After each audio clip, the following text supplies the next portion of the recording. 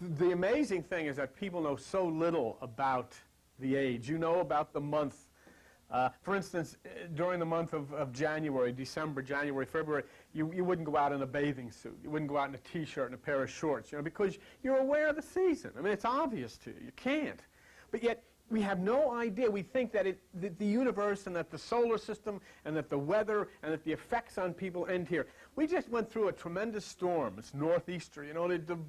The erosion of the beaches and the destruction. There's something interesting in the paper. And it said, high tides are higher when normal during the so-called spring tides. The moon, sun, and earth are in a straight line, and the moon and sun combine to pull ocean waters more strongly than at any other time. In other words, part of the destruction that was wreaked upon the coast was a result of the planets. See? Now, if the planets can do this to the ocean, what can they do to you who are 80% seawater? How do you think you can escape the influence of the planets when the ocean can't escape? You're salt water. I mean, if you ever cut yourself and taste it, it's salty. That you're 80% salt water, and you come under the influence of these things in every bit as much. And if the storm is going to rage tremendously because of the alignment of planets and so forth and so on, what do you think is happening to the storm in here? You're not escaping from it, but yet nobody. And if you talk about it, your religious people, oh, you're not allowed to talk about that. See, they don't understand. They have no problem talking about the storm that happened on the coast. They have no trouble talking about the involvement of the moon and the sun and the planets on the storm outside. But they don't allow you to talk about the storm in here. And when you look at the neglect of understanding, you people are staging healings for years. I mean, come and see miracles, come and see people healed, and you never see anybody. You see them roll them in wheelchairs, and you see them roll them out in wheelchairs, and somebody like me says, my arm feels better. Oh, that's wonderful. That's about the extent of it. Because nobody really knows, nobody has ever touched that magic secret place where healings really do come from. Nobody understands the power of it. They say a bunch of words because that's as far as they can get. But here you've got to understand, you're living on a planet, you're in the middle of a solar system, the planet is weaving its way between all kinds of asteroids and planets and constellations, and you don't want to know anything about it. That's like saying, my church doesn't allow me to believe in February. So I just don't believe in it. We go along and we do this and that. But you are in the age of Aquarius. You're in the dawning of the spiritual age. And how can you you see, the cosmic clock, the ages that have gone by. Now you're coming into Aquarius. Okay, what has gone by, or is going by, is Pisces. And then before that we had Aries, Taurus, and Gemini. What are they? There's 12 of these.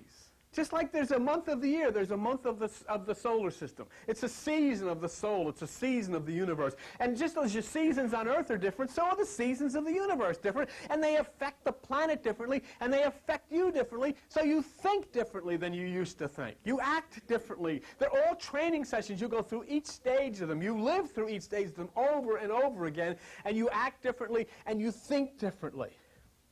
Right now, the dominant planet moving into position is the planet Uranus. That's the planet that's going to control and is controlling the solar system. One of the interesting things biblically is as you read the Bible and you look at the Greek translation, the kingdom of heaven, the word heaven in Greek as is translated in the Bible is O-U-R-A-N-O-S, Uranus. So actually, when the Bible speaks of the kingdom of heaven, what is being translated out of the Scriptures is the kingdom of Uranus is at hand, and nobody knows it. And the religious say, you're not allowed to know this, because if you find this out, that the kingdom of Uranus is indeed at hand, and you learn how to plug into this kingdom, and you know how to flow with this kingdom, suddenly you find out that religion is a fraud. Suddenly you find out religion is a lie. Religion has distorted to keep people totally in line to say the prayers that they tell you to say, to come to church at the time that they tell you to come, to give the amount of money they tell you to give, to be guilty because they say you're guilty, to fear a devil that doesn't exist, to fear a hell that doesn't exist, to fear demons that doesn't exist. Why? Because they've got to keep you scared, because somebody's got to be there to save you, so they'll be the ones. So come, bring your money, and they'll save you.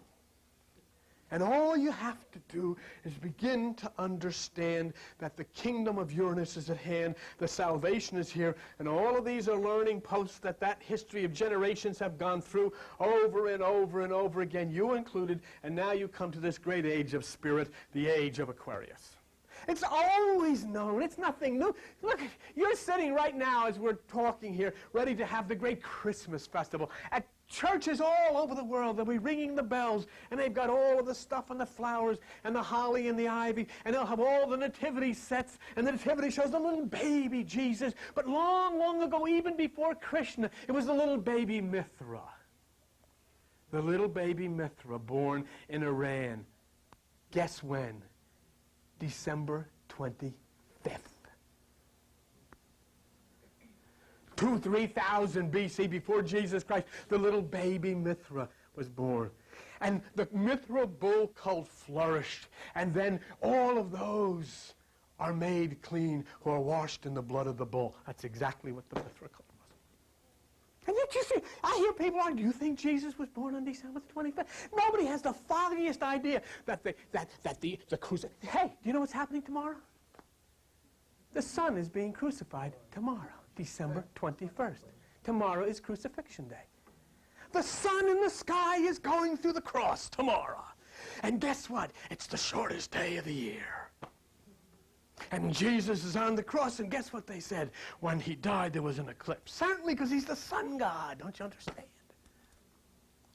And do you know what happens then after tomorrow? December 22nd, 23rd, and 24th, the sun is entombed in the bowels of the earth 3 days and 3 nights. It's called the winter solstice. And on December the 25th, God's only Son, the light of the world, is born again. It's always been that way. It's been that way since the beginning of time.